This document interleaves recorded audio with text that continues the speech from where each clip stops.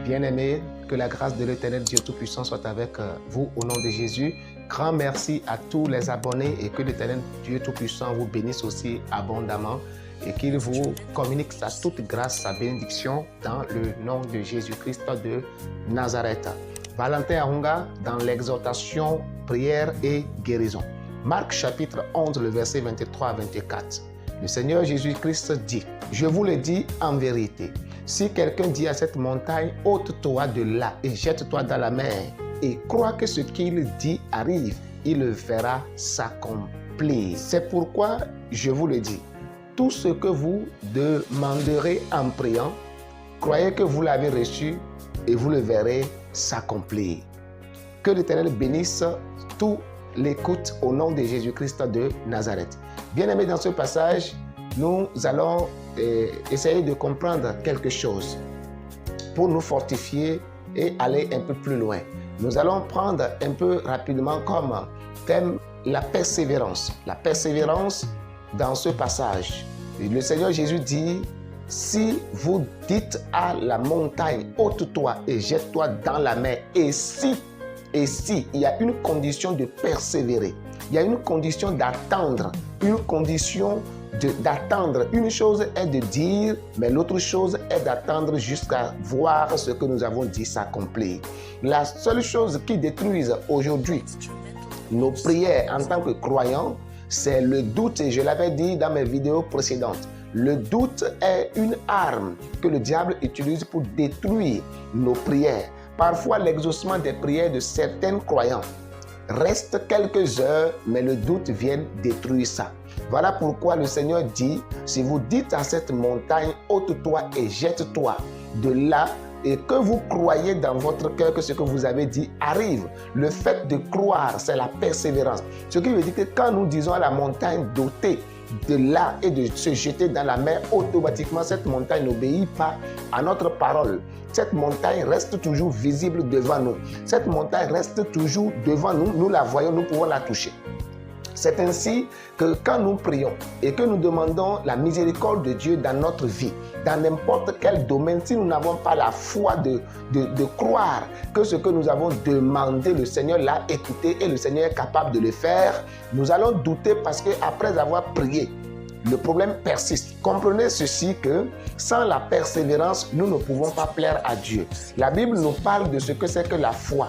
La foi consiste à croire sans voir. Dans le livre de Hébreux chapitre 11, le verset 1, on dit « La foi, c'est une ferme assurance des choses qu'on espère, une démonstration de ce qu'on ne voit pas. » Ce que veut dire que quand je demande à l'Éternel quelque chose, même quand la chose n'est pas encore là, je crois que ce que j'ai demandé va arriver. L'Éternel est capable de le faire. Et c'est cela qui me donnera la joie de commencer par démontrer que j'ai déjà la chose et je finirai par la voir dans ma vie. Prenons l'exemple de Jean chapitre 11 à partir du verset 41 à 42. La Bible dit que Jésus était parti à la tombe de Lazare. Il a dit à Marie, ne t'ai-je pas dit, si tu crois, tu verras la gloire de Dieu. Qu'est-ce qui a amené Jésus-Christ à adresser cette parole à Marie? C'est parce que depuis le temps où Lazare était malade, Marie avait la foi que si Jésus venait, il va guérir Lazare. Mais quand Lazare est mort, la foi est partie. Quand Lazare est mort, le doute s'est installé jusqu'à ce qu'on l'a enterré. Vous voyez un peu avec moi, bien-aimé. Je parle de la persévérance dans la prière jusqu'à ce que notre prière soit exaucée, jusqu'à ce que nous avons demandé à l'Éternel se réalise dans notre vie. Quand Lazare était malade, les sœurs de Lazare ont envoyé des gens aller voir Jésus, dit, ton ami Lazare est malade, viens vite le guérir. La Bible dit que Jésus-Christ a resté encore quelques jours jusqu'à ce que Lazare meure. On l'enterre pendant encore 1, 2, 3, 4 jours avant que Jésus-Christ n'arrive dans le milieu. Avant que Jésus n'arrive, Lazare est déjà parti. Lazare sent déjà. Lazare est pourri déjà. Et la Bible nous dit que les sœurs étaient dans les lamentations. Parce que quand elles pleuraient, je crois qu'elles, dans leur conscience, elles ne pensaient plus avoir leur frère avec eux. Mais bien aimé, je ne sais pas dans quelle situation tu as invité Jésus. Et Jésus-Christ a tardé. Je ne sais pas dans quelles conditions, dans quel problème tu es et tu as invité la miséricorde de Dieu. Tu as appelé la grandeur de Dieu, la puissance de Dieu de se manifester. Et Dieu a semblé être sourd à ta prière. Je voulais te dire en ce temps-ci où tu m'écoutes, n'importe où tu m'écoutes actuellement, que Dieu n'est pas sourd. Il n'est pas impuissant. Il est tellement puissant et il entend. Et sa puissance même peut régler ta situation, même si elle est pourrie comme Lazare était pourri dans la tombe. La Bible nous dit que, étant arrivé à la tombe, avant que Jésus-Christ ne prie, Jésus rendit grâce à Dieu. Il dit, Père, je te remercie de ce que tu m'as exaucé. Voyons un peu quelque chose là-bas. Est-ce que Jésus avait déjà ressuscité Lazare? Non. Nous voulons remercier le Seigneur quand le Seigneur a agi. Mais nous ne pouvons pas remercier le Seigneur avec foi. C'est-à-dire, je prie pour demander enfant à Dieu, moi stérile. Et après avoir prié pour dire, Seigneur, donne-moi enfant, je commence par le remercier en même temps parce que je crois que j'ai déjà reçu l'enfant. C'est pas facile. C'est la foi, la persévérance dans la foi. La démonstration de la foi. Nous voyons quelques exemples encore dans le livre de 1er Samuel. La Bible dit que quand Anne, étant fatiguée des injures de sa épouse, elle est partie. Pendant que tout le monde buvait, Anne était en train de pleurer. Et Anne s'est levée et elle a essuyé ses lèvres. Elle est partie dans la maison de l'Éternel. Et elle est partie adresser son vœu à Dieu l'Éternel, son Père, en disant, si tu me donnes un enfant garçon, je vais te le ramener et il va devenir ton serviteur. La Bible dit que quand Anne a fini de prier, son visage changea. Son visage est rempli maintenant de joie au lieu d'amertume. Pourquoi? Parce que Anne a cru que ce que je suis parti dire, celui à qui je suis parti parler, cette personne n'est pas sourd. Il a écouté. Il n'est pas impuissant. Il est puissant. Il n'est pas incapable. Il est capable de le faire. Voilà pourquoi Anne est revenue. Au lieu de continuer par pleurer, voici ce que j'ai dit. Est-ce qu'il va faire ou bien ne va pas faire?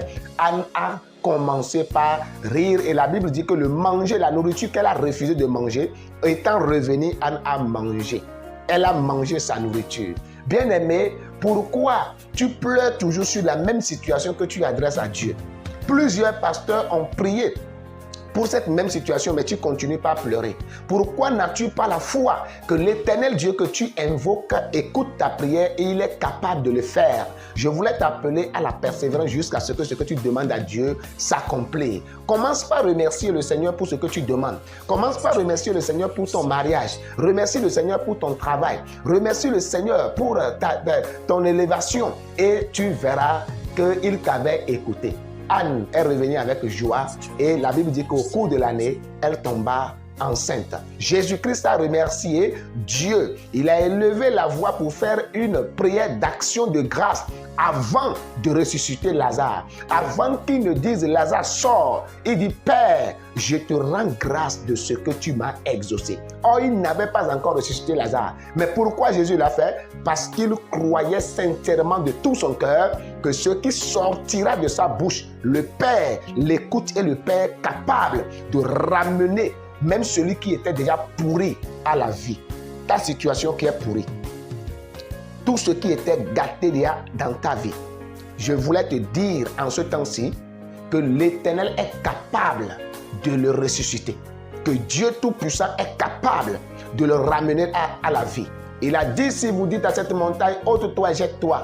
Et si vous croyez, vous le verrez s'accomplir. Il dit, c'est pourquoi je vous dis, tout ce que vous demanderez en mon nom, en priant, croyez que vous l'avez reçu et vous le verrez s'accomplir.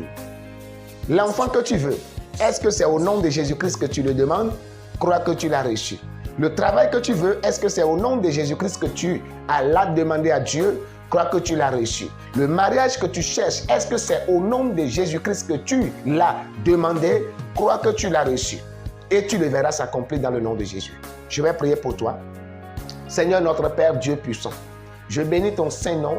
Je te le dis, merci pour ta grâce. Je prie, Seigneur, que par cette brève exhortation, que ton esprit touche le cœur de quelqu'un qui était désespéré comme Marie et Marthe, afin que la foi de ces personnes puisse rehausser comme la foi de Marie et Marthe qui dit Seigneur, je crois.